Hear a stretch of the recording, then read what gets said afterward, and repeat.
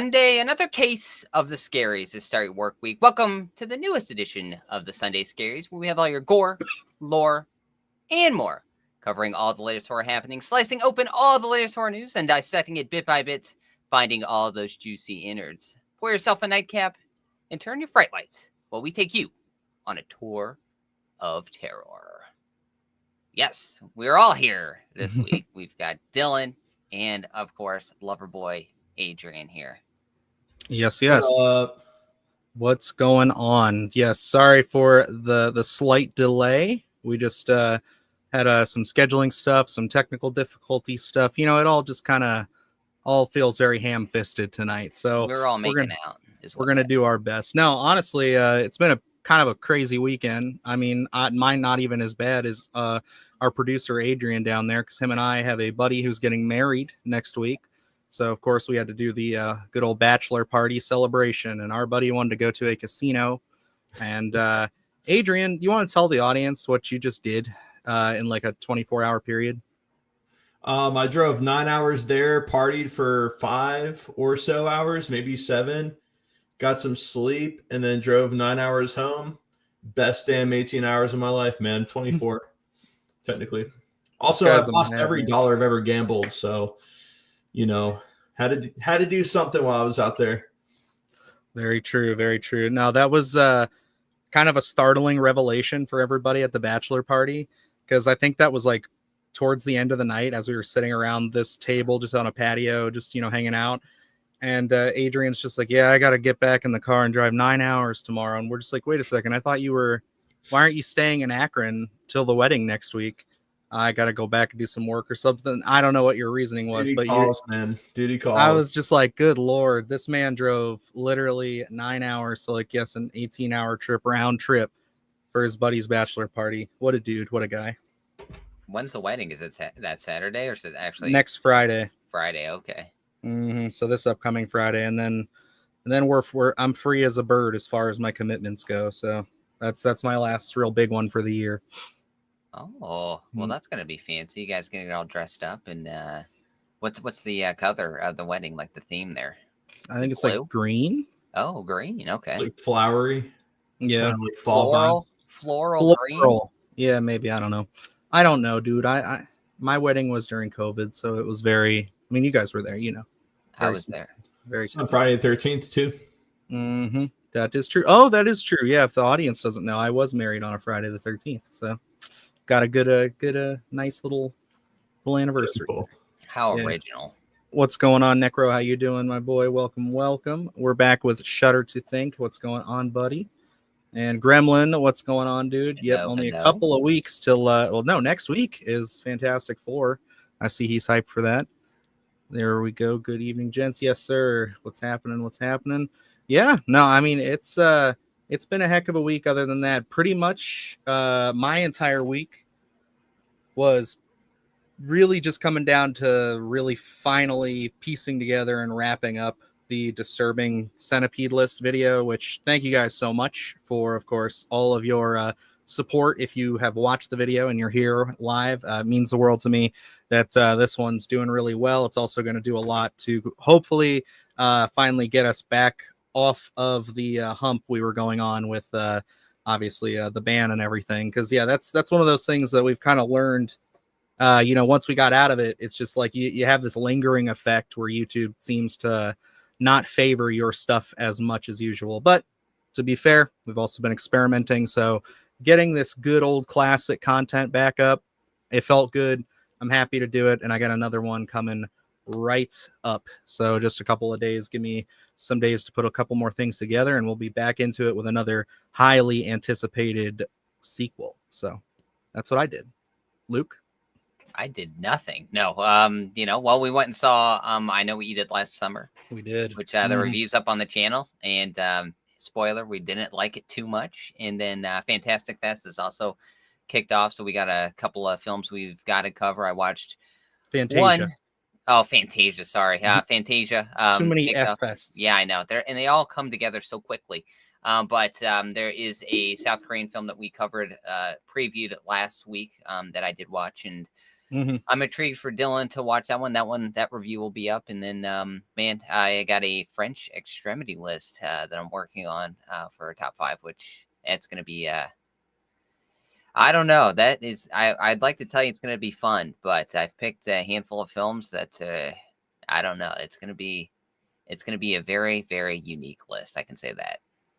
Yeah, I mean, you're going to definitely go down some paths. That's one thing that I'm excited because, like, when we get into, after I do this big disturbing list, we get into, like I said, at the end of that, I'm going to Marvelize it, the phase 2 of everything, and I'm definitely going to be trying to find things that are more intense than stuff like Martyrs, Inside. You know, we're going to start going down the French extremity route quite a bit because there's a lot of movies that I haven't necessarily gotten to talk about. I intentionally try to seek out lesser known films, but you know, but it's one of those things where second phase we're going to have to start kind of having some classics stack against classics and see where things lie. So that's why I'm excited to get into it, because there's a lot of movies that I do want to talk about, like obviously Martyrs and stuff like that a little bit more, but just didn't set it up that way, I guess.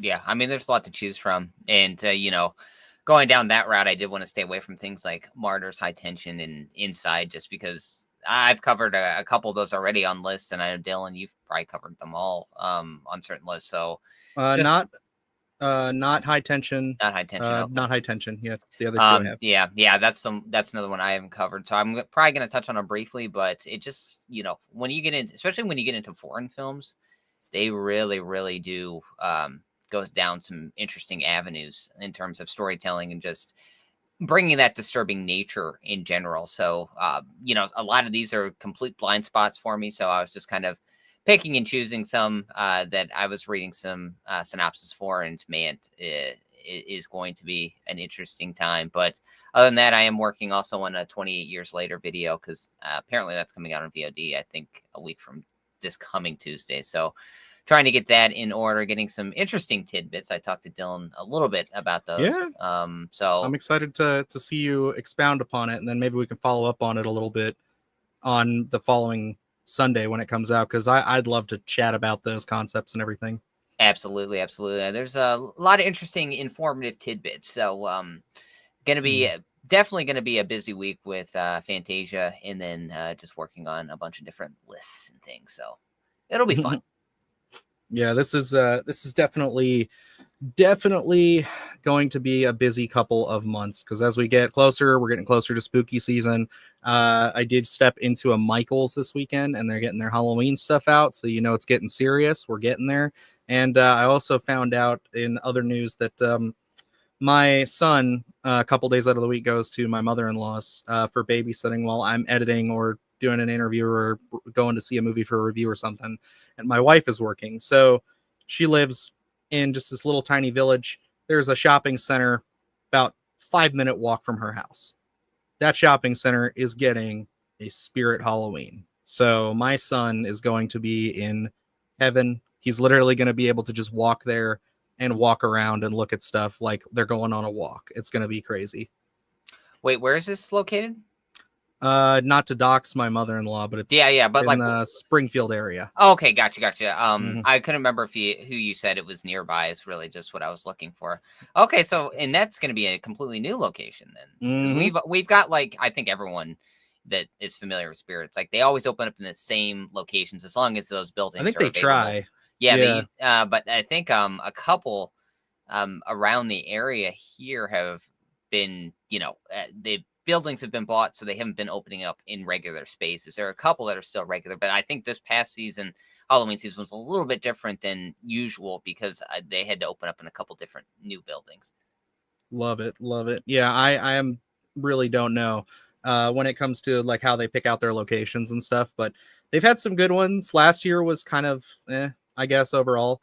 Adrian, you guys got Spirits down in Tennessee your way? Yeah, I imagine we have a couple. I remember going to like one, I think. I mean, I don't really get out much or do a whole lot, so I really couldn't tell you. But it being Nashville, I'm sure there's a costume shop or two here and there. All right, understood. Let's see what the chat's got going on here. We got Shudder to think. I think I'm going to watch Mad God tonight. Yeah, good call. Really enjoyed Mad God. That was on one of my lists not too long ago too. It's a very wild film.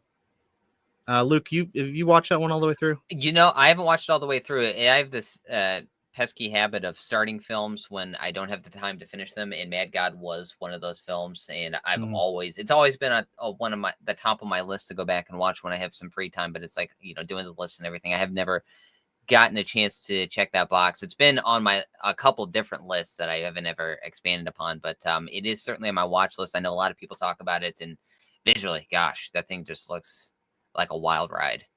Yeah, it certainly is. It's a very creative movie. I certainly think that if you like stop motion animation, things like that, it's a joy for sure, even if it is pretty violent and over the top. But it feels a lot like a Souls-like kind of game, but like in a movie that's stop motion. That's the best way I could say it. Let's see. Love the video so far. I've only seen Shram. Oh, great. Yes, that's a fun one. That one, I was like pretty sure when I was watching it. It happens a lot. I think the seasoning house was starting to get that way a little bit, and then they kind of really ramped it up after like 10 minutes.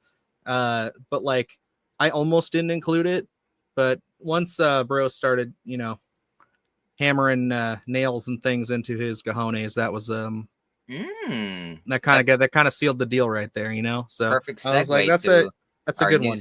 Our new segment here on the Sunday Scaries. Yes, we're going to be reenacting some of the acts that the self-inflicted acts that I talk about in those videos. It's not going to be great. It's not going to be pretty. Let's see here. She also says, talking to Shutter here, I've been watching it for a while. This is the first live I've made it to, though. Oh, well, welcome, Violet. We're glad you're here. Yes, yep, Shutter says the same. Best part of my Sunday always. Well, thank you, Enrico. We appreciate it. Sure. We got Conservative Carnage. Is this when a hentai watch along? No, unfortunately, those are Patreon exclusive. There it is. That's the after party. Yes, if you want to participate in the hentai watch along, they are Fridays at 2 a.m. Usually get about an hour to 2 hours in there, all three of us, plus a couple of special guests. And it's usually about $5 per entry. So links in the description. We see who lasts the longest before who falls asleep first. Who falls asleep first. Yep, it's the best. And yes, what's going on, guys? Yeah. No, I love that shit. That's one of those things where it's like whether you're trolling or just being funny, I love fucking around. It's so fun. I've never seen Spirit Halloween store around here in Kansas. Oh, that is wild. Just familiar through social media, friends, and memes. Necro, if you walked into a Spirit Halloween, like now, especially because I remember going to them in high school when they were still a bit more generic as far as like the products they'd carry, but now it's like all this licensed horror product in there. I think you'd probably shit your pants if you went to the right one, dude. Because like every year I walk in there with my wife and my son, or Luke and I, we all go up, and it's like I'm telling myself, well, I don't need to buy much. But the day after Halloween comes, it's like you got to stop in and try to get as much as you can, because you can get some really cool signage and other things, background props, especially for videos. You can get all that stuff for like half price, and it's amazing. Absolutely. And Dylan and I talk about it on the channel all the time about us doing short films and stuff like that. I think this past Halloween was like the first time that I really made it a point to go and stock up on, the fake blood and some prosthetics and things like that. We got some generic masks and stuff. Yeah. So, we're going to be looking into that, but that's always the fun part. I was able to pick up a Friday 13th mask as well. So it's, when those things are, I can't even remember. What do they get? Do they get up to 75% off usually? Is that the highest? Usually, yes. Yeah, they do. They try to, I think like that's the very last day, and I don't even know if it's the full day. I know the year that I went, I was only able to get there at the 50%, because that's the other thing. They don't tell you how many days they plan on staying open, but if they end up selling way more on like the 25% days, then by the time they get to the 75, you might be getting there and they're just like, yep, here's a bunch of really random bullshit. Have at it. It's like, because some people will just go in there and they're like, shit, 25% off of a Trick or Treat Studios prop. Might as well. Yep, absolutely. That was like, when they have those Frankenstein masks and stuff like that, it's hard not to, especially when you're a huge horror fan going in there and seeing all that stuff on a deal. What's up, Mama Mayhem? What's going on? Has anyone seen the Spirit Halloween movie? Is it any good? I have not. We talked about that a long time ago. It came out. When it was coming out. I actually have it on digital. It was on one of those was it Fandango at home now. They'll run the like $5 specials. They did Spirit Halloween movie. I think it was slightly after its release. It was, maybe November, maybe is when that is. And I picked it up. Always meant to watch it. I think it's got Christopher Lloyd in it, if I remember correctly. And I always wanted to check it out. Maybe for this Halloween, we can do something for that because we always get super busy. I was about to say, let's make a video we're going to hide at 3 a.m. in a Spirit Halloween, and we're going to watch the movie Spirit Halloween at 3 a.m. And if we get kicked out or arrested, everybody has to bail us out and promise. Perfect. Okay, I'm going to dress up like Doc Brown, We'll get that Christopher Lloyd theme going. Let's do it. Yeah, we're going to start turning this channel into like, I don't know what that trend was called, but Adrian will probably remember it. But do you remember like circa 2017, 2018, all those people who were making like kids content, but it was like the 3 a.m. nightmare challenge where we're going to use a Ouija board and we're going to talk to, a bunch of my dead girlfriend and stuff. Like it was just weird shit like that. Then you had the people who ship themselves in boxes. It's like, that's what Splattercast is about to get to, with some kind of a horror theme attached. I love that, man.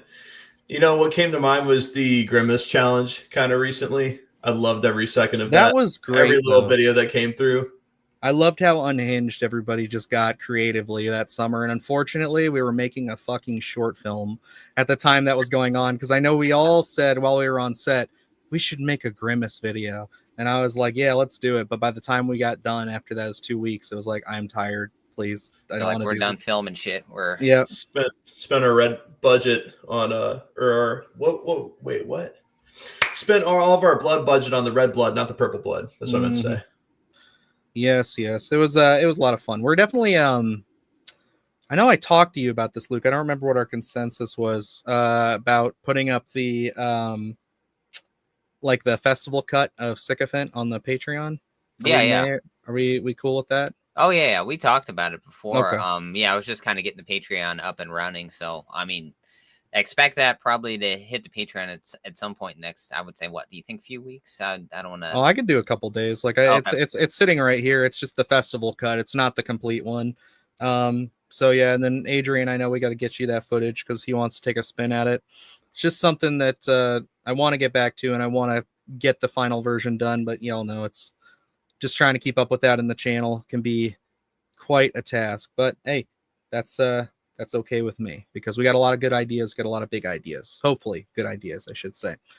But I think that's enough there of gabbing, introductions, all that. Why don't we dive into our first topic, and something I was real excited, especially after sitting with it for a few days, and we will stay completely spoiler free on this, but we're going to be talking about Eddington. This movie Luke and I saw, and you know what a memorable morning that was. Luke and I went at 9:10 in the morning on Friday to go see this. We were the only two people in the theater, so we had basically a private screening of this new Ari Aster film to ourselves. Couldn't have asked for a better way to do it, especially because there are some moments in this movie that got some audible jumps and gasps from both of us. Luke, take it away. Yeah, it's got some really interesting storytelling beats. Certainly, it's kind of, you find this groove with the film. I think Ari Aster presents, and for the most part, you're in for one kind of story, at least that you think so. And then we kind of have these changes as we get through the story. And Ari Aster knows how to really catch you off guard. I mean, Hereditary, the car scene, that is one of those beats in a film where I honestly, you feel your heart rate just completely jump. And I remember sitting in the theater with that. And I think Eddington has a scene in there that, catches you off guard, maybe not to the extent of Hereditary, but just the way it's presented, I was like, oh my gosh. And that film it has so many interesting beats. And if you had told me walking out of theater, I was going to go through the journey that I went through with Eddington, I never would have guessed it. Yeah, this movie, I mean, I'm a big Ari Aster fan. I think that should be put out front. I know I went and saw back when Beau is Afraid came out. I went and saw it drove up to Valley View, and that's a 45-minute drive for us, but it was the only theater showing it. And, you know, I had to make time, and I sat there the whole 3 hours. I enjoyed it. There is a review up on the channel long ago. I enjoyed it, and I have gone to subsequently watch that movie a handful of more times, and I still enjoy it. But I completely understand why a lot of people saw that movie and said, what the fuck is this guy doing? Like, this guy is just really going over the edge. He's too much. I can't do this. Because, you know, Hereditary is pretty shocking, but it's got enough of like that horror Exorcist kind of vibe that people are just like, oh, we can get into this. Midsummer, a little bit more art housey, a little bit more distant, but I still think pulled people in. Bo was the step too far. So I was eager to see what his follow-up to that was going to be. And I gotta say, one thing that really impressed me, and I think the piece that sticks with me the most, is just how, like, for the most part, mature and grounded this movie is for Ari Aster in a lot of ways. Like, it's got its goofy, out there, zany moments, and it gets kind of bonkers. But it's like, dude, this movie is like way more obtainable, digestible. I could show this to my grandparents, is what I'm trying to say, and they wouldn't, like, at one point be like, oh my god, this is too much, or this is getting too crazy. It's very different for him. Yeah, it seems like this progression is, as he talked about, like Hereditary, Midsummer, and then Beau is Afraid, where we got into Hereditary. You know, I feel it's like a real horror film, and then Midsummer, I think when we get into those beats of there, it does fit into the horror space. Beau is Afraid, unfortunately, I haven't seen it yet. It was just too much of a time commitment for me to go to the theater to see. And then going into Eddington, it didn't feel like a horror film, so I wasn't expecting that, but it does seem like we're kind of getting more so into farther away from horror and kind of just more into normal, basic storytelling. I don't want to say normal as in Ari Aster is telling a film without those beats that we do see that are notable from Ari Aster, but it seems more of, like Dylan said, more of a digestible kind of film, more relatable than the other films that we've seen from him. And yeah, this one seems like it's a bigger general audience film where you can go in, you can recommend it probably to people who aren't really into looking for those art house films or real deep-rooted horror films. This is something that is out there that I think a lot of people, especially with the subject matter, a lot of people can relate to. And because I know I had that experience of sitting in the theater being like, oh, I remember these times.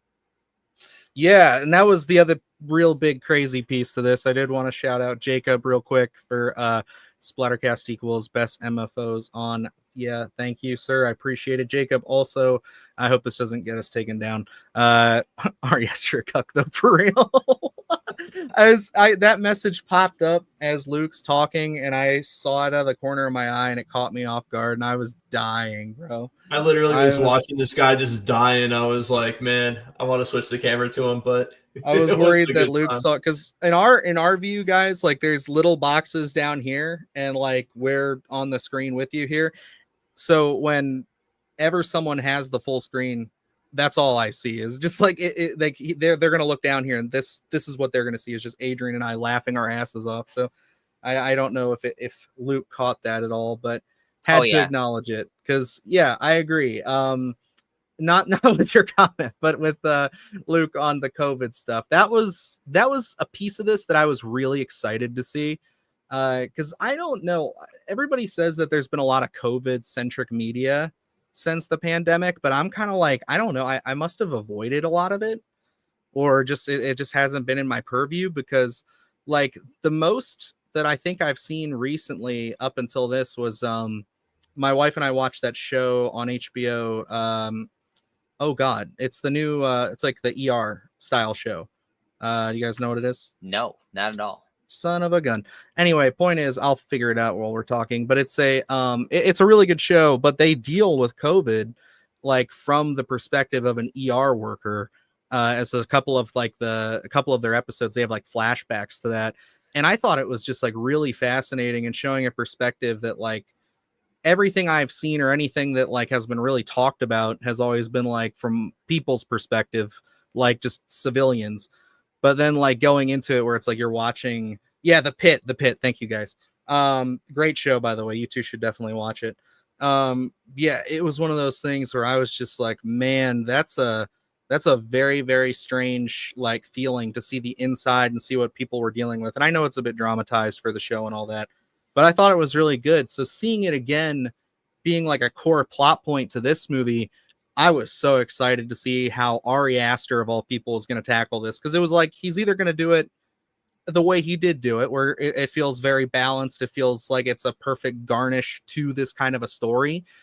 But then, you know, there was also, is he going to go absolutely bonkers with it? Is he going to go full Borat 2 with it, where it's just like, you know, it just becomes a central plot point for craziness? Like, I didn't know what he could do, because he could go either way. And that's the beauty of, I guess, him as a filmmaker. Yeah, and it does feel like it's an organic take. Like, I understand what you're saying, where you can go completely bonkers with it and being Ari Aster. And I think when we talk about COVID-centric films, you know, I other than what I'm Sick is sticking out, but oh, that's you know, right. I completely forgot about that movie. Yeah, and I only watch a lot of horror stuff, so you know, it could be a big blind spot for me. I've seen it. I think there have been central ideas in some of the lower tier stuff that we watch, but it's never been handled. A lot of times, I think filmmakers, creatives struggle to handle it in an organic way to make it feel like, oh, I remember those times. And there's a scene dealing with the store in Eddington that's I think they captured it perfectly with everyone's attitudes toward wearing face masks, things like that. And it seems like an authentic take, and that's what I really enjoyed about it, because the events take place during the pandemic, and we certainly see a lot of fallout from those events that don't even happen on screen. They're just social issues that we all remember during that time, and they really make them bigger plot points throughout the film, especially when we're getting into those issues with our characters in police force, things like that. And you know, I think those are handled rather well, just because it does feel like it happens organically in the story. It feels like that authentic take. They're not forcing it. It just is like, oh yeah, well, this happened, so now we can use this to put these characters in place to tell this bigger story that we get. Yeah, and you know, I think that like one of my favorite aspects of this entire movie, and why I thought COVID would be such a great like backdrop to it, is because it's like, you know, it is something that without getting too prickly for some people, when it comes down to the root politics of our issues, it's one of those things where COVID was just a time of division in and of itself. It's a time that we've all kind of agreed there was a lot of people on many different causes across many different borders here just fighting, and it was a scary, harrowing moment. And to see that happen, but then also I really loved that all of the characters, and Luke and I were talking about this after the movie, and this is why I think I can recommend this movie to so many people. I love that all the characters, from Pedro Pascal, who's, you know, his character is kind of this, you know, ultra left kind of, you know, oh, everybody's got to be on their mask 24/7, mask, all that.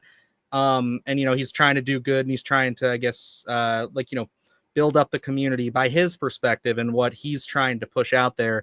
And then you have people who are like, you know, anti-mask, but they don't make either of them ultra good or ultra evil. You know what I mean? Like, everybody, you see all the perspectives, and everybody's wrong, but then everybody's right also. And it's kind of like one of those things where it creates that weird sense of, holy shit, like, what am I like I like this person, but now they're making some decisions that I really can't get behind, because they go really far in a few places.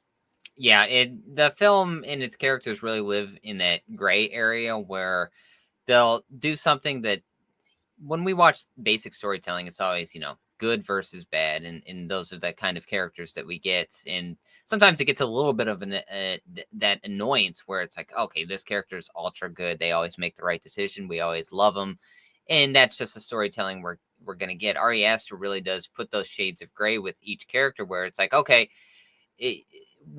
whatever your views are coming at during COVID was like, you know, face mask good, face mask bad. You know, there was this division at that point, and I think this encapsulates that well.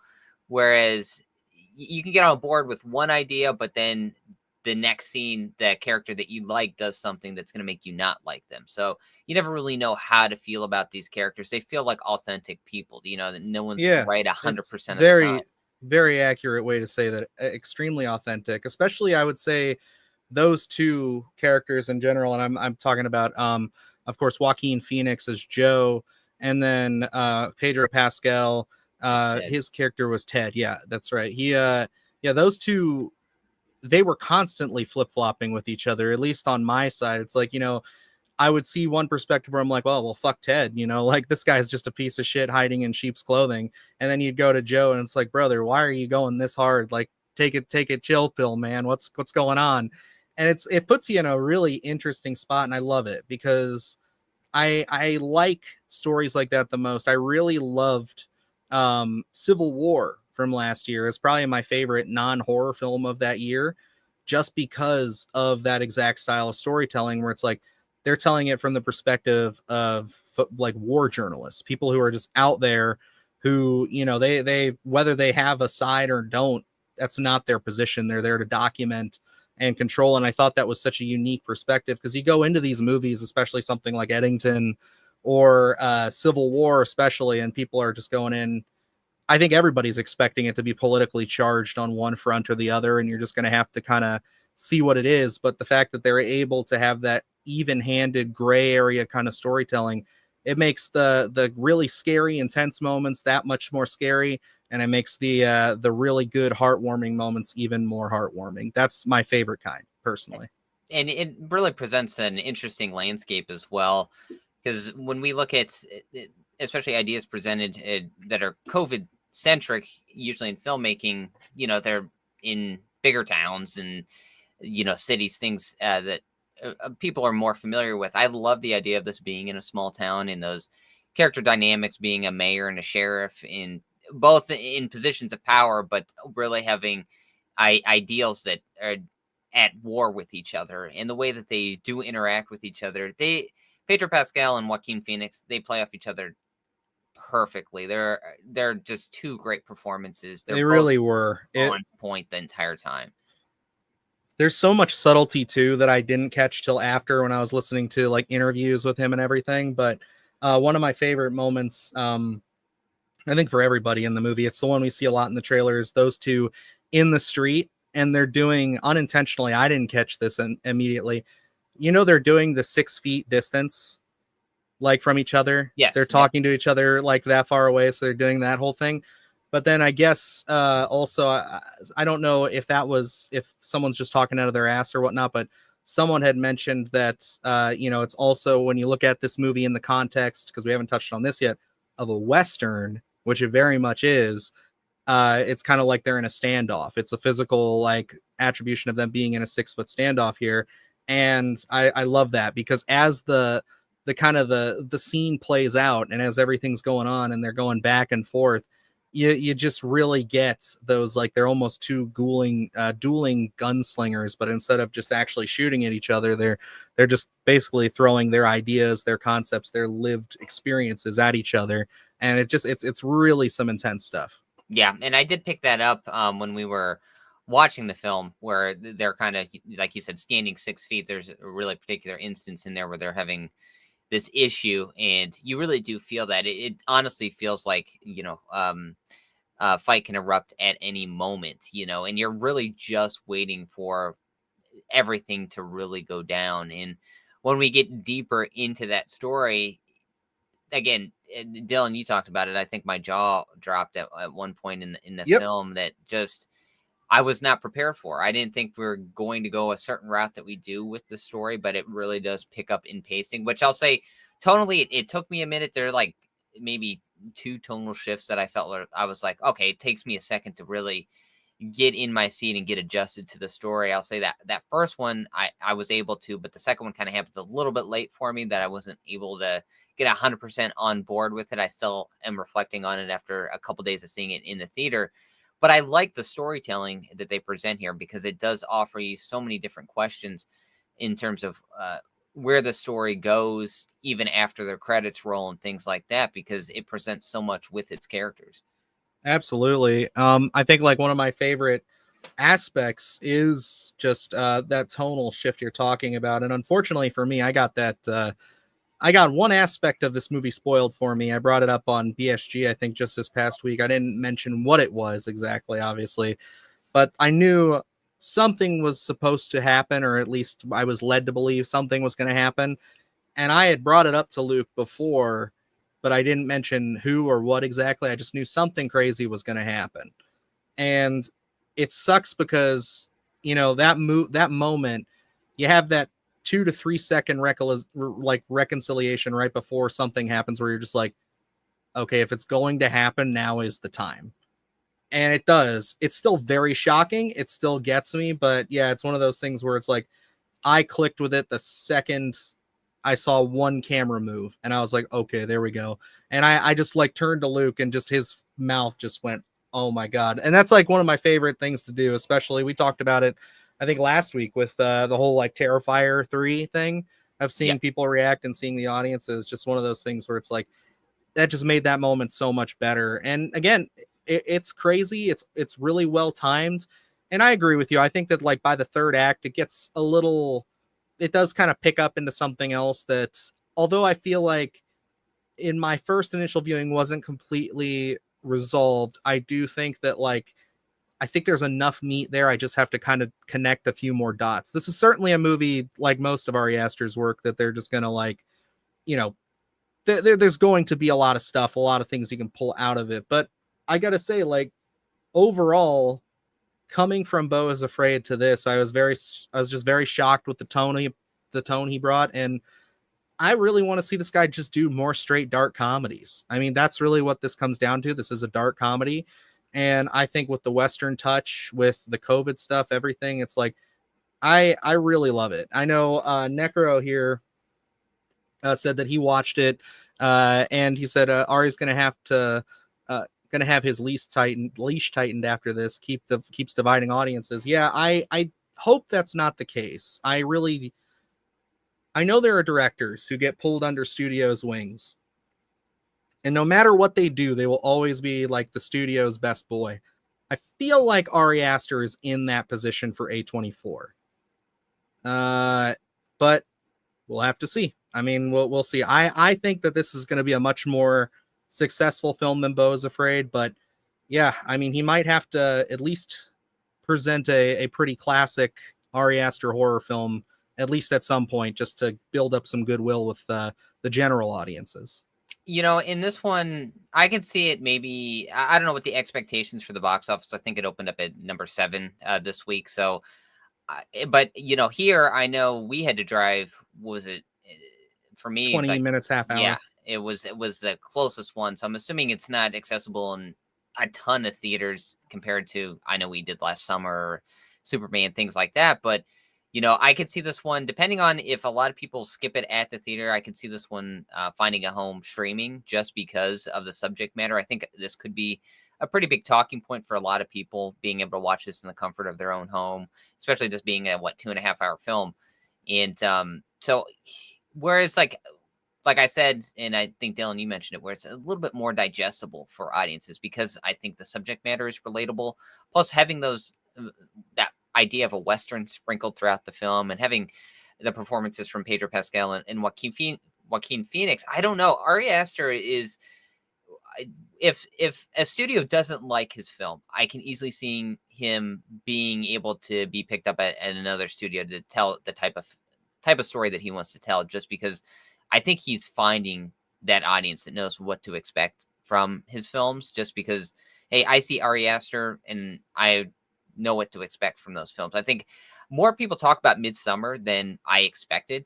And I think that's kind of what we're getting toward, where it's like Midsummer, Hereditary. Those are films that are more horror centric, I think, but with that unique storytelling that there are way more people that aren't deep rooted in the horror space or looking out for those art house films that are like, what the hell was that film? You know, and they talk about it because it's like they like certain Toni Collette scenes, you know, those types of things, and they kind of are burnt into your brain. So I don't know. I think Ari Aster is going to be that kind of director that is going to be able to tell a lot of his different stories, just because I think there's always going to be a studio that's going to want to pick him up and do something with him.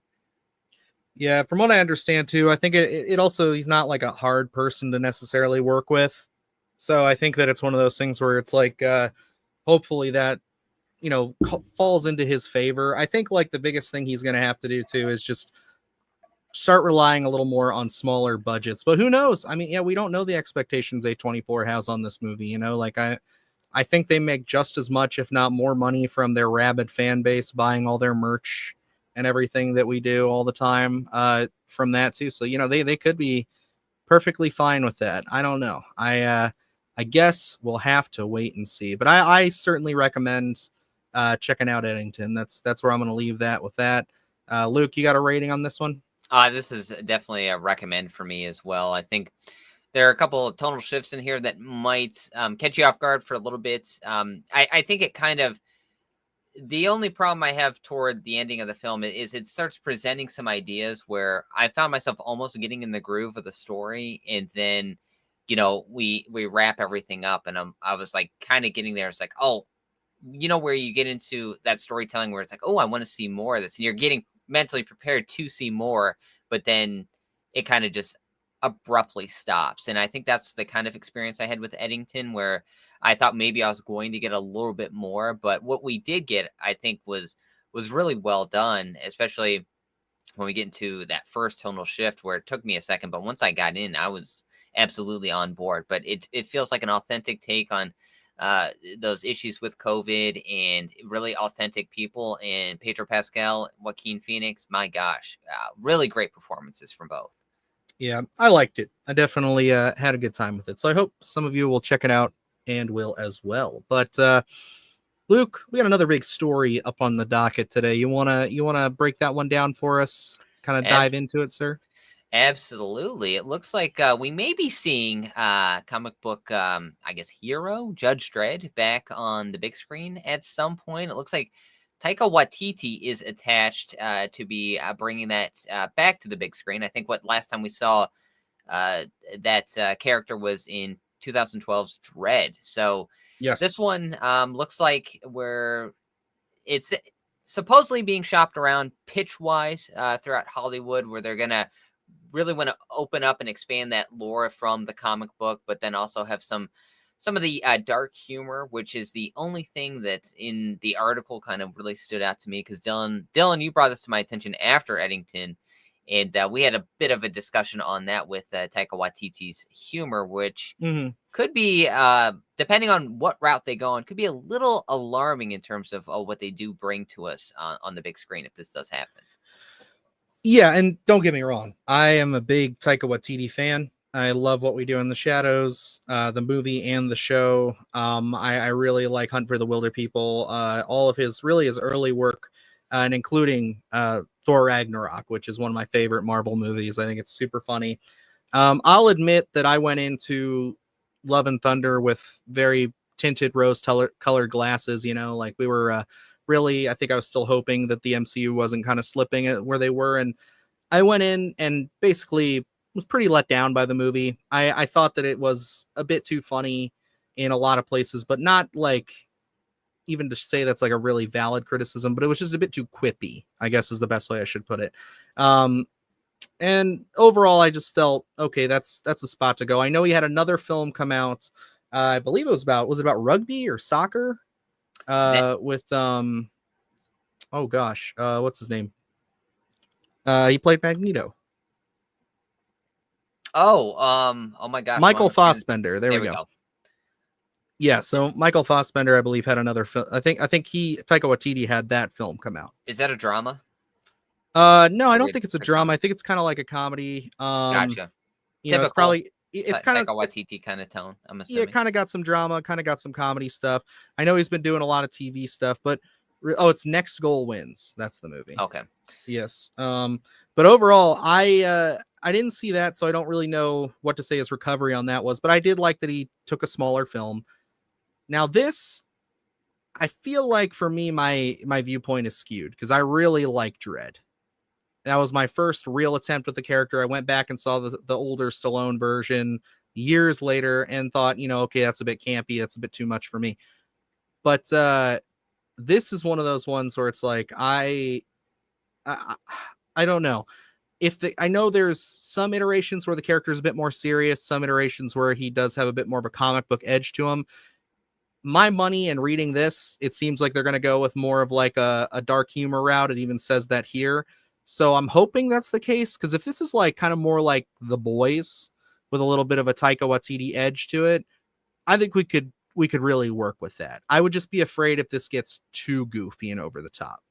Yeah, and that's where I'm kind of sitting with it as well. I saw Sylvester Stallone's that vehicle, Judge Dredd, back when that had come out ages ago, and it's it's not to be taken seriously. I never was like in the conversation of one of my favorite films. It's got Rob Schneider in it. I mean, it is what it is in terms of that property. Really just became a Sylvester Stallone vehicle, and then I was really surprised by 2012's Dredd. I wasn't really expecting much out of that film, but I really absolutely love the take on the story that they do. And I think that's what I want from my Judge Dredd, is this kind of, really ultra violent. I would love, to really amp up that gore. And when we had talked about Taika Waititi doing this, and I know you were the first one to bring up that humor, and I had thought to myself, I think you'd have enough of a handle on it to not really bring a ton of that humor that we see that can kind of kill films. I'm a big fan of Thor Ragnarok, but I never saw Love and Thunder. So, I, other than loving Ragnarok, I really don't know what to expect. But when I saw this article and they specifically say dark humor, it kind of was alarming to me, because it seems like that's already a thought. And then seeing the screenwriter from Fall Guy is going to be doing this, which I enjoyed Fall Guy for what it is. It's not like the best film out there. It's an action comedy. It is really heavy on the comedy aspects of it, and I think sometimes it works, sometimes it doesn't. But I don't know if this, him writing a Judge Dredd film, especially from what I want out of this, I don't know if that's necessarily going to hit. If they're going to double down too much on the comedy, I could easily seeing that take me out of it, not really being able to get myself back into what I want out of this film. Especially, they also say this is going to be a fun sci-fi blockbuster. So I don't know what kind of tonally they're going to be searching for here, but just from the article itself, I could see myself maybe a little hesitant going into this one than what I would like. That's a valid thought, kind of off topic, but in a lot of my favorite video game franchises, for example, Borderlands, or more horror specific Dead Space and Resident Evil, every single time that they took away that core identity from it, made it like less edgy, more jokes, more action and stuff like that, it always just ruined it for me. So I'm definitely with you right there. Go ahead. I was going to say, yeah, it could be something that's so alarming. Unfortunately, I'm not 100%. Like, I've seen some of the Judge Dredd, or peruse some of the Judge Dredd comics, but I haven't, I'm not a hardcore fan, so I don't know what to expect. They say they want to expand upon the lore and create this universe out of it. So from that aspect of it, tonally, I don't know what they want to get at here. It's like, I don't want a universe where we're going to have a ton of comedy in this, because I know Taika Waititi, it can easily go off the rails if we really want to double down on a lot of comedy stuff, and I could easily see them going that route with it. I just hope they stay into those darker elements. I can be okay with some comedy, some jokes in there, but I don't want to overabundance of it that's going to continuously take me out of whatever tension they're trying to build. Yeah, it's just going to have to really wait until I see some footage, see some interesting stuff with it. Because, until I know necessarily what the balance is going to be and just what kind of a movie this is. Because I always feel like, Judge Dredd is definitely a property, kind of like RoboCop, where it's like, it has its little satirical things about it. And I think, if you were to do, they did RoboCop, like a modern day action movie, it wouldn't work as well. You know what I mean? And I don't think that movie did. This is something I'd be worried about that too. I think this needs to have some hard edges to it. I think I really think that even though studios look at the box office primarily when they look at properties, the original Dredd, I should say, not the original, the remake, it's a film that is looked upon as a darling nowadays. Like, people go back to that movie as one of their favorite action films of all time, one of the ballsiest action films of all time. It's an Alex Garland masterpiece, in my opinion. And I think it's one of those things where I really feel like if they're going for that more, saturated comic book movie action approach to it, I think they're going in the wrong direction, and they're just going to piss off the fans who want the hardcore, more brutal Dread. Absolutely. It's like looking back at that 2012 version, I don't know anyone that speaks negative on that film. I think a lot of people bring that one up in the conversation of one of the better comic book into actual films that is translated so well. And I know in the article here, they said they are going to try to create something that it speaks for the current time in the culture. And, you know, in the times that we're living in, I don't know necessarily if we want to speak on that and tell the story that has that deep rooted social commentary. If that's the route they want to go in, they really do have to find that happy dynamic of using comedy in the right places. Because if you're trying to tell this darker story and then just kind of inject that comedy that doesn't feel authentic, it's just going to feel a little hollow and really feel like this big blockbuster that's, you know, you can't have a good time in a deep rooted social commentary. It becomes very difficult to find that balance there, especially when we want something like that 2012 where they're, you know, in this giant apartment complex working their way down, very, you know, like The Raid, in we're getting those gore aspects. And when we look at that and people say that's the Dread that I want, I think honestly you really just have to look at that as a blueprint. It is laid out and say, okay, tonally this is what we have to go to. We can maybe spruce in a little bit of comedy. Let's just not really double down on that, because I just don't think it's going to work. Yeah, it's gonna, we're just gonna have to wait and see, really. I think until we start seeing some more promotional material. This is obviously just getting off the ground. The interesting thing that I completely forgot about is that there was going to be a TV show for Dread. I forgot about Mega City 1. So I'm curious to know, they said that it looks like that's, you know, gone and will be no more, but I would have been really interested to see that, because I think a mid-range budget, a television show budget, could really benefit a property like this in a lot of ways, especially today. I think you could get a lot more of that kind of thinking on your feet, ingenuity that I think this story needs, rather than going for big hulking spectacle. Absolutely. You know, I don't even know what kind of box office numbers or what budget the Dread had from 2012. It just was something that I wasn't anticipating. I think snuck up on me when it hit Blu-ray, and that's when I checked it out. I think I had gotten the digital for that one, and then eventually the 4K for it. So I don't know if that one was a dud at the box office or not, but I don't know necessarily if you need to make this into, you know, a summer blockbuster, if that's the route they're going to go in, because I don't know.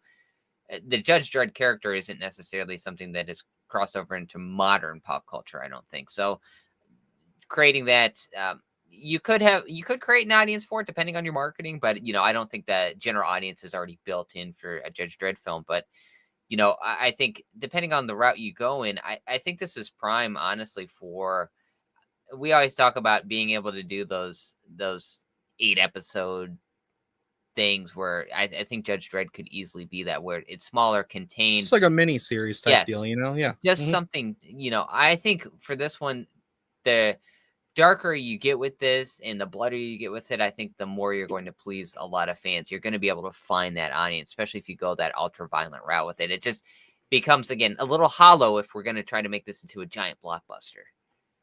Yeah, I'll be curious to see what they do, and we still have Dread otherwise. So, but again, I really like Taika Waititi. So, like, the only movie of his that I was, you know, I can't even say that I hate Love and Thunder. I just thought that it was a very noticeable step down from what we got before. So that was just where I'm at with it. So I am curious, but I know we had a couple of folks over in the Patreon chime in with a couple of topics they wanted us to discuss today.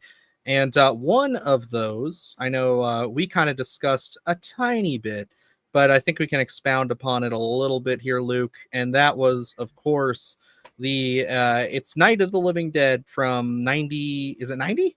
1990. Yes, correct. Yes, 1990 is getting a 4K remaster, and it is a remaster of the unrated version, which is that the first time that's been put out. That'll be the first time that we ever see the actual uncut version. Tom Savini's talked about it in interviews, but it's never been actually put together. So this will be the first time. Supposedly they've been working on this since 2022. So putting all these pieces together and getting this out to an audience here. So yes, this will be the first time this sees the light of day. There is a book out there covering the Night of the Living Dead. I can't remember when that had come out, but it kind of goes over some of the scenes, some of the ideas that Tom Savini had that actually made it into the film, and what he really wanted out of that film, because he's always been a little bit outspoken on that film and saying, it wasn't necessarily what he had wanted to get out of it in the vision he had started out. But this one looks like getting that uncut version. He had talked about it and said, the original that has been released theatrically was about 30% of his vision, where now this uncut version is about 60%. So we're getting a little bit of a change here, and we don't really know what's on that other than I know he had talked about, Dylan, I'm not sure if what you know and don't know, but I know he had talked about wanting that intro to start off in black and white and then gradually go into color. And I think that's one of the big pieces that we're going to be getting is a different intro here, the intro that he had wanted in the film. So it looks like we're going to give it a bit of a variation from what we've seen. It does actually mention exactly how you're going to go. Yeah, it says a new uncensored cut is included, both newly restored in 4K with Dolby Vision. Supervised by Savini, the alternate cut restores gore that was originally cut to avoid an X rating, in addition to starting the film in black and white before transitioning to color. So that is the exact version that he's finally getting to release. And if you want the actual comprehensive breakdown, Bloody Disgusting did a good job here of really laying it out. It was the first disc is the 4K UHD disc, and you're going to be getting the uncensored cut, the theatrical version, the 4K restoration, obviously, with the HDR Dolby Vision. You're getting a brand new commentary track on the uncensored version with Tom Savini and Michael Flesher. And then, of course, that's in Dolby Atmos as well, 5.1, both versions. So the rest of it on the other disc, it looks like it's a smattering of new interviews. And then you have the theatrical version that is also sourced from a 4K master, as well as looks like a bunch of featurettes on the making of and the makeup and everything. And of course, the Dead Walk making of featurettes. So you're getting quite a bit here. And this is actually coming via Sony. So that's pretty cool. I'm certainly excited for this one. I love the version that we did get in 1990. So I know Mama Mayhem said Tony Todd. Yes. Tony Todd, always a welcome face in the horror space. And I'm excited to see what the uncut version is going to look like when, I think the original Night of the Living Dead is something that horror fans, it's like sacred ground. But also we kind of have this idea that Tom Savini's I think we have this group of guys that have been so ingrained in the horror space. And for me, Tom Savini's one of them. Yeah, Night of the Living Dead is such a pivotal film. But when you have someone like Tom Savini trying to take a crack at it, I'll be like, well, he can do what he wants. He's Tom Savini. And that's how I feel about that film, where I think looking at it, especially how many years have gone by before we got the 1990 version, to say, okay, well, let him do his thing. He is a special effects master, so let him have his vision. Let's see what he wanted to do and what he wanted to achieve. It's heartbreaking for him to come out and say, this is 30% of the film that I wanted to create. So I'm excited to actually, get something closer to his vision and what he wanted to really bring to audiences, because I can only imagine that when we get into the special effects, when we get into some of the gore aspects, he kind of wanted probably a different vibe than what we had gotten with the original Night of the Living Dead, just because of what we're able to achieve back in 1990. So I'm excited to see what this is going to look like, what his vision was, because I feel like we're going to get even more of a variation. I think there's more than enough room for a Tom Savini created Night of the Living Dead, especially a more authentic take of what he wanted. Yeah. And I mean, it's like, why not? You know what I mean? Like, we're the audience that's going to buy this stuff anyway. And, we'll spend our hard-earned money on things like this if it gets us definitive, more polished versions. And that's all anybody's really looking for. And that's why I think physical media is super important. And I feel like most everybody in this live will agree, because it's, even though it's like, it is nice and it's convenient to have digital. I mean, obviously I have a digital library. Luke does. I think everybody does to some degree. you can't beat stuff like this. And especially when it's like you're going to have it forever. It's going to be on a disc in your hands. You get to appreciate it. Like, love that, especially when they jam pack stuff with 4K or not just a new 4K restoration, but a bunch of special features. So that's all I can ask. And I haven't even seen the film. So it's one of those things where we'll have to do some kind of a watch along. Maybe if we can get a hold of like a review copy of this and watch that new uncensored version, definitely could do a review on the channel here for it. I'd love to. Absolutely. I'd be totally down. This one, Night of the Living Dead, both versions are something I watch around Halloween time because I think they just are able to encapsulate the Halloween feel. It kind of really gets you in the vibe. And I didn't necessarily grow up watching zombie flicks. It was something I found a little bit later in my, horror compendium of being able to really check those boxes. But the Living Dead franchise, whatever you want to call it, is something I have a great love for, just because I think there are so many interesting stories and it really encapsulates what I want out of a lot of zombie flicks and really kind of laying that foundation. So I'm excited to see this one. I'm easily going to pick this one up on 4K. I can't wait to see that cut, to check out the differences and see what Tom Savini at least more so wanted to bring to us. May not be 100%, but we are upping those percentage numbers. So I'm certainly excited for this one.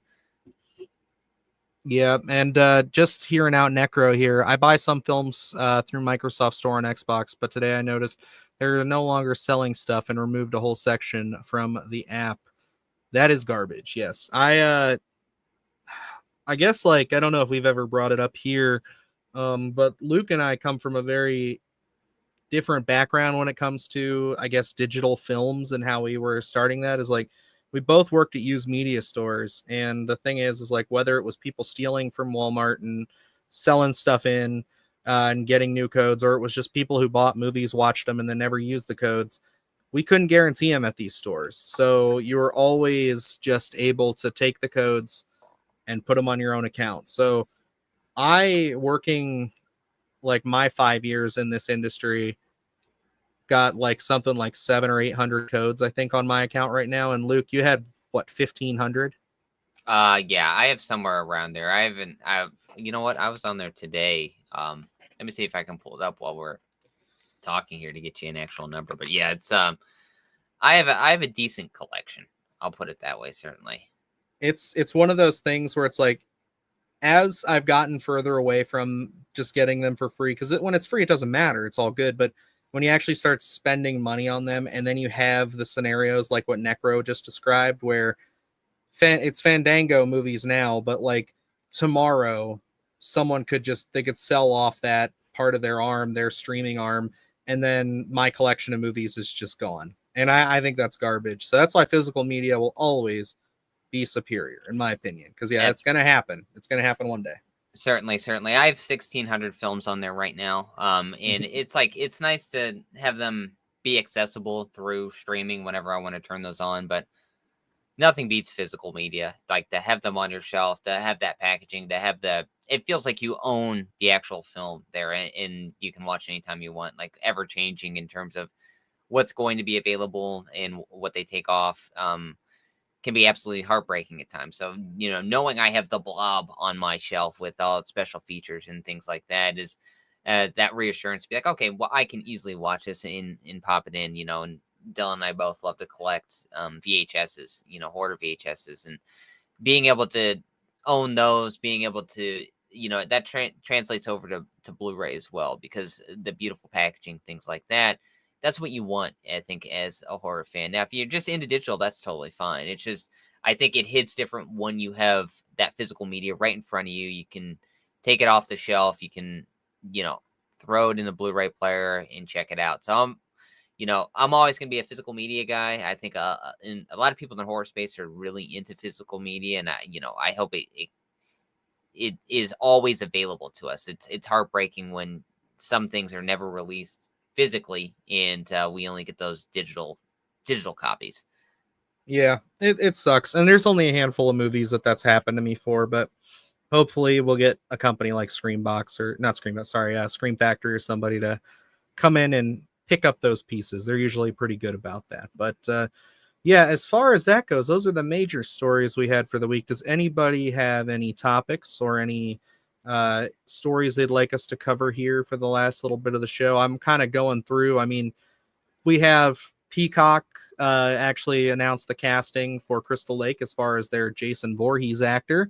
And we can confirm, of course, with this being, as we've known it to be, a prequel to the film, we are going to be getting I believe, I don't know how old the kid was. I didn't look.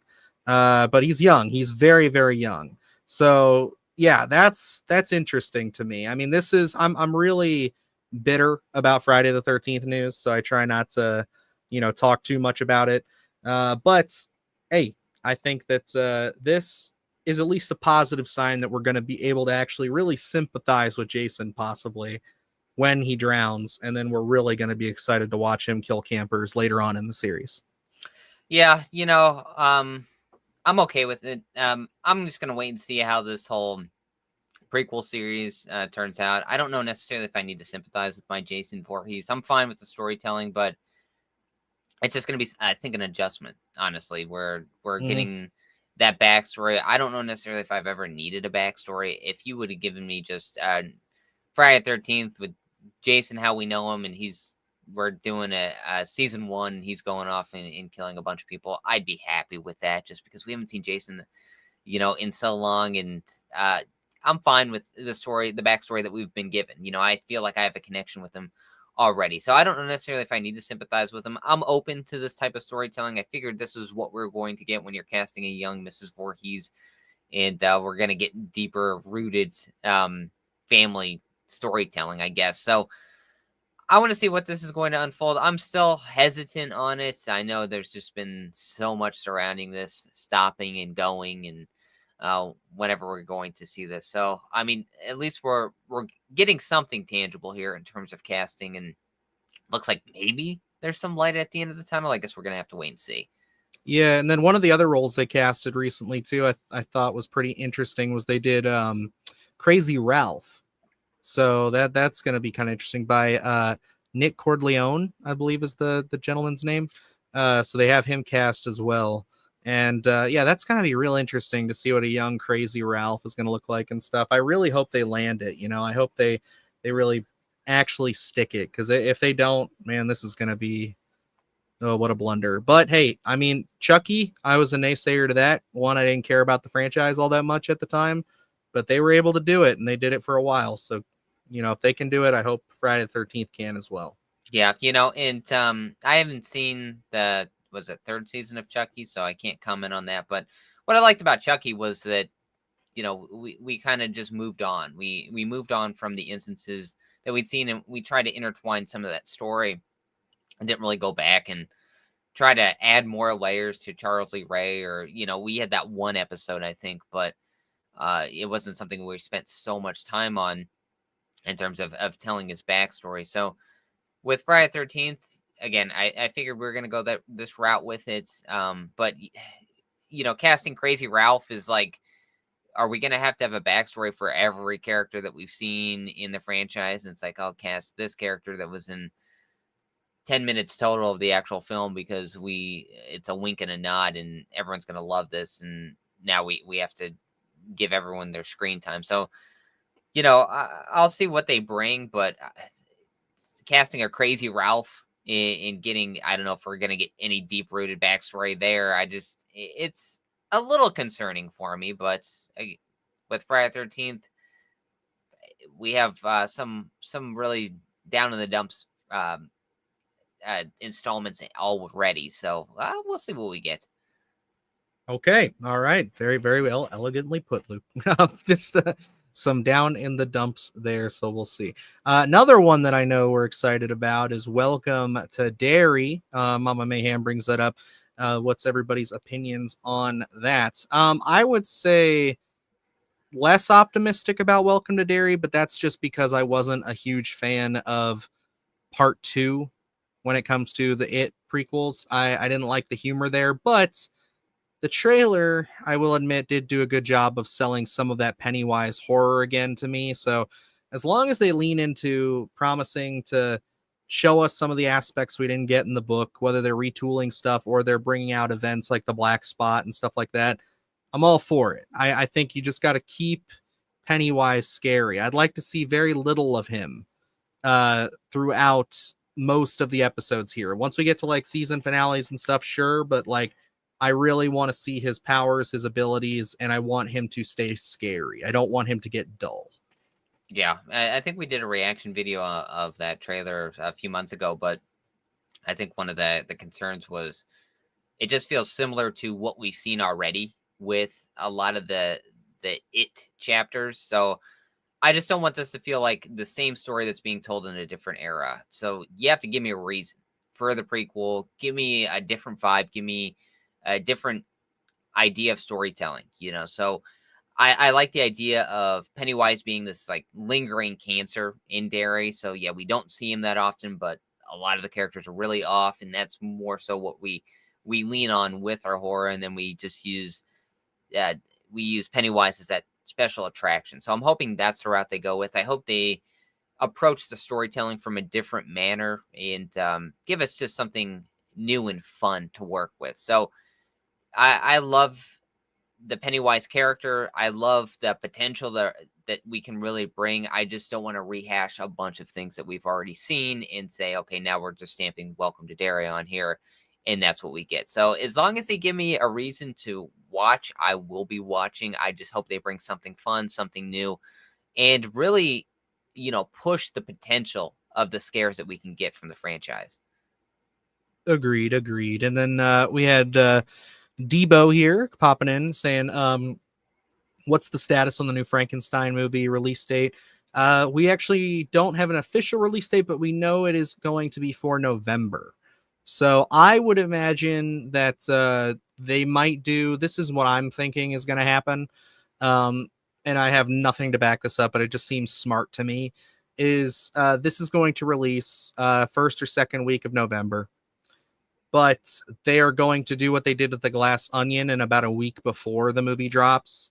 So the last week of October, they're going to have a limited theatrical release. That's what I would do personally. You collect your funds from 2 weekends or a weekend of, Frankenstein being on the big screen for all the hardcore horror fans, the Guillermo del Toro fans. And then the first week in November, you drop this thing for everybody to talk about all the way to Thanksgiving. So, that's what I would do. But knowing Netflix, they're going to do something really dumb. So they're probably going to do something like drop it, I don't know, Thanksgiving Day. So we'll see. Yeah, I'm intrigued to see what they're going to do with this. I'm excited about this. Certainly, I think, as we get closer to the end of the year, I could easily see something like that drop. I think this is one of probably my most anticipated of the year. So, I think I'm excited. I think, Nosferatu of what this past year, where it was like a nice kind of end of the year release, and it felt like such a big release. I think, Frankenstein's going to feel like that as well. Absolutely. I mean, it's Guillermo del Toro, so it's going to at least have scope. It's going to be shot beautifully. It's going to be, if not fantastical, then at least somewhat period accurate. So, you're going to have a lot of those same elements that we got from Nosferatu, just with a little bit of that, hopefully, Guillermo del Toro edge, where he's not afraid to show a little bit more gore, a little bit more viscera.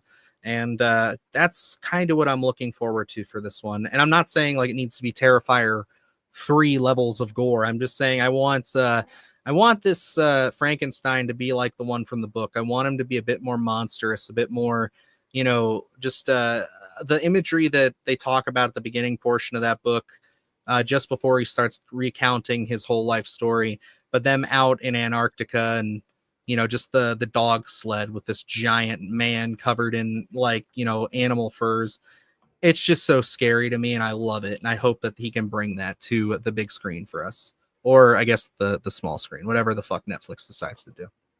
Whatever they pitch here, but I'm excited to see this take on Frankenstein as well.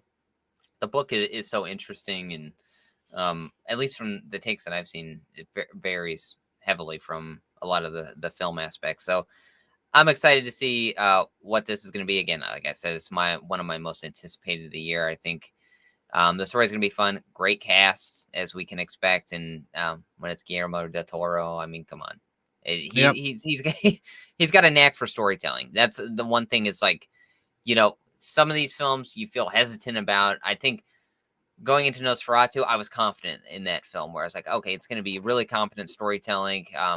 And I think I'm going to find, at the very least, a recommended film here. So, and that's how I'm going in. I'm going in with no fear.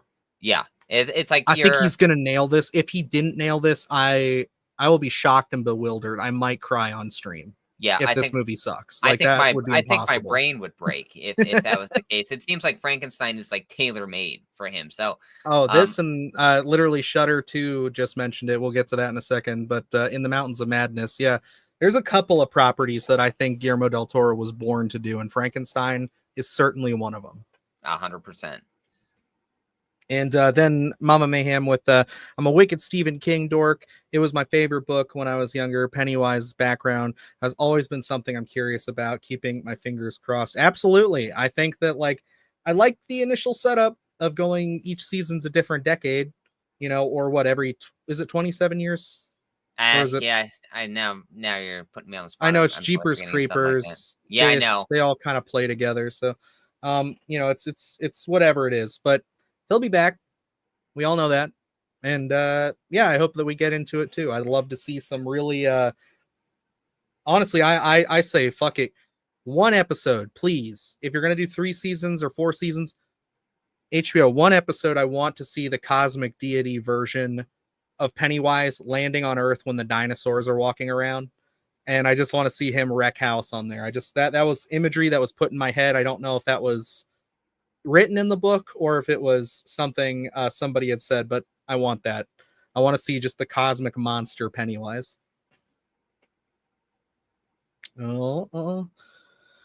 Yes, In the Mountains of Madness. Yeah, hopefully he'll get that. And I think he's laying the groundwork for it. I think if Frankenstein, if it was a big hit, especially because if it goes to theaters, I think it might, and they do this, then I'm saying I think you get a lot of people in there, and I think Netflix will be quite surprised. Man, that one one of his best. See that footage and everything is it's heartbreaking that hasn't been made yet. And we talk about H.P. Lovecraft and properties where you'll get some good H.P. Lovecraft stuff out there. Glorious is kind of in that world. Oh my gosh, what I'm forgetting the one Joe Lynch just had done. I'm forgetting it. Abraham's Voice. No. H.P. Lovecraft property a couple of years ago. Shit. Heather Graham was in it. I'm totally forgetting. Anyway, Joe Lynch. Oh my God, I was thinking about Stephen King's son. Yeah, you're talking about Suitable Flesh. Suitable Flesh. Where you get these good properties out there, but they're smaller budgeted films. H.P. Lovecraft has some stories out there that really need a bigger budget, and being able to put Guillermo del Toro in a film like that and position him to really tell a bigger story like that, I think would warm my heart, because I love a lot of H.P. Lovecraft stuff that's out there. It just never really gets its due. It's in fact a lot of lower budgeted stuff tends to be H.P. Lovecraft properties, which is really surprising. I think you need that bigger budget a lot of the times to tell some of the ideas, expand the ideas that H.P. Lovecraft had. So I'd be excited if he ever got that property. I'm hoping he is laying the groundwork so we can see that in the theater sometime, because my gosh, I would be so excited to see that story on the big screen. I agree. It's definitely up there for me as far as just, especially because we got that leak of, or he released it, I forget, on his Instagram, of the previs, and it's you can just tell dude knows what he's doing. He's got a clear vision for it. I mean, at this point, I think you should just give him a star-studded cast, because really I think you're going to have more actors wanting to work with him than not, and just let him go off and tell just a pure crazy Lovecraftian story. You know what? If I was a billionaire on my deathbed, that's what I would do. I'd just give him all my money and just say, make this movie before I die, please. Just do that. That would be my whole reason for existence. That's a smart way to spend your money, I think. So if I'm a billionaire, sorry, I'm going to give him $200 million to do that, and I'm going to give him another $180 80 million, or maybe just another 200 million, and he's going to do Hellboy 3. So there we go. Oh, there we go. I got us covered in my fantasy land, everybody. So I'm keeping tabs. So because I don't know if you've watched the Del Toro Hellboys in a while. I watched them 2 summers ago. They still hold up. I haven't watched. I've watched the first one a ton. The second one holds up way better. It's a really good movie. Okay, yeah, I'm gonna have to go back and watch. I haven't seen that one in a handful of years, so I'll go back and watch that one. But the first one was, I think, it was on television all the time, and Always, it just a part of me growing up. So it's always been something it's like comfort food for me. I love Baby Hellboy with his giant fucking rock arm. That was one of the things that always got me excited as a kid. Was he whenever I'd see it on or something at the beginning? I think it's a Baby Ruth, isn't it? It's a Baby Ruth. Okay, yeah. Yeah. God, those movies are just so textured, so good. Like, and then they got the guy. Oh, what's his fucking name? The dude who's like the assassin, who like is in that gimp suit, and he's doing all that. It's like that shit's just so cool. I love how it's all practical. He's got like a clock or something attached to him or something like that. We'll have to do a commentary on those at some point. I'd be down. Yeah, I am. Just wanted to say as we're kind of wrapping up things here, guys. I am currently. I haven't even mentioned this to Luke yet. I know we've said it in passing, but I do have a couple of lists of movies and things in mind for commentaries. I think I'm going to try to start setting those up here just after I get through my friend's wedding this week, and kind of as we're getting towards the end of Fantasia, once we have that all handled. And I think I'm going to start doing a couple of commentaries that I might just release right away on the Patreon, and then I'll start cutting them together, and Adrian and I will work on those because I really want to get those out. I think there'd be a lot of fun stuff. There's a lot of stuff that I just want to watch, stuff that I want to show Evan in particular, because there's movies that we talk about all the time that he's never seen. I know Jake and I want to watch some terrible monster creature movies. So, I think that's something we need to start throwing in the mix a little bit more. Absolutely. It sounds like a fun time. Let's do it. But yeah, guys, that's, I think, is going to wrap us up. We're going to run a little shorter than we when we have been. I know the last couple episodes I think have been over 2 hours, but we really only mean for this to be like an hour and a half to hour 20-minute show. So, just something consumable for you guys. But nonetheless, we love talking to you. We love hanging out. I know we already talked about kind of what's to come this week in particular. You're definitely going to be getting the part 2 to films that are actually scary. So I'm excited to get told that I'm a little piss baby again. And that's, all of my choices are woke or whack. And that's what I'm looking forward to. And then, I don't know. I'm going to do something fun. I've got a couple of randoms. I know I have a couple of lists that are still voted on already that I know people want me to get back to. So we're going to kind of wing it after that one. But I promise we're going to keep up with, the money making series here, because I know I don't think I want to wait as long between the disturbing lists as I did this past time. I think I finally cracked it, moved forward. I know how I want to edit these. I know how I want to do it, and hopefully they'll be a bit more consistent. So absolutely. And then coming up on the channel this week, I think we have Bambi the Reckoning. Bambi the Reckoning, that's right. Yeah. We just have to the review is done. We just have to wait till they let us know we're good to release the embargo. So and we did get the chance to talk to the director there. So we'll probably release something on Patreon in terms of the full interview there, as well as we also have a review coming out for The Home this week as well. The Pete Davidson vehicle. I did get a chance to talk to James DeMonico as well. A little bit of a 10-minute interview there that should be up on the Patreon this week, and especially we'll spruce in some footage there throughout their review as well. Yeah, and just to clarify, just so that everybody knows, because I don't want everybody to think we're just throwing everything on Patreon.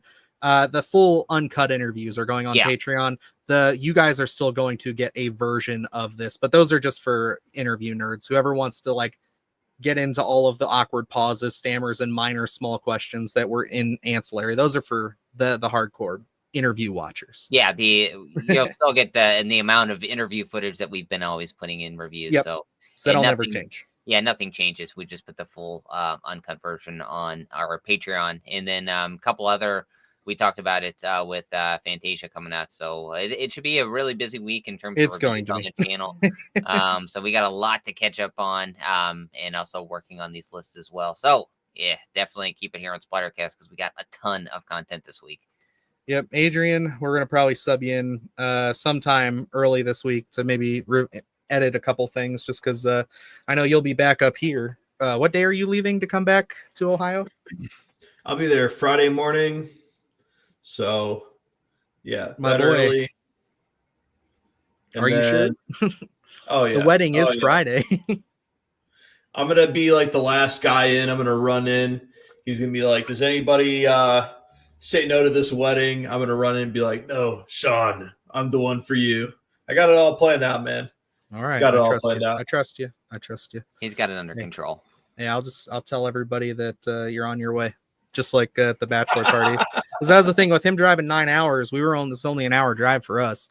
So Adrian's showing up like 3 hours after everybody else got there. And everybody is like, because him and I are sharing a room. So it's like everybody keeps asking me, hey, how far out is Adrian? I'm like, he's like 2 hours away. He's like an hour away. It's like, I don't know. Like everybody's asking me to keep tabs on him. I'm like, you got a phone too. He's just driving. You can just call him. It's like, damn, it was a good time though. Definitely enjoyed hanging out with the fellas. So. Oh yeah. Needed that. Needed that. Oh yeah. But alrighty, guys, we'll be back here again next Sunday with some more news. I'll see if I can grab us a guest for next week. I tried to ask Evan if he'd pop on to talk about Eddington because he went and saw it as well, but he was busy this evening. But we'll see if we can get a guest in here to interact with the three of us a little bit. So get something going, and maybe we'll do a specific topic next week. That sounds like a good change of pace since we've been doing the news, unless something obviously massive breaks. So we'll see. But yeah, alrighty. So until next time, guys, I'm Dylan Newell. I'm Luke Janesco. And remember, stay scared.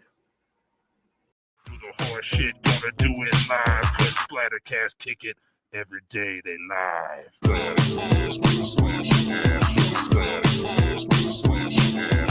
Splattercast, gonna smash your ass. Splattercast, gonna smash your ass. Splattercast, gonna smash your ass. Splattercast, gonna smash your ass. Splattercast, gonna smash your ass.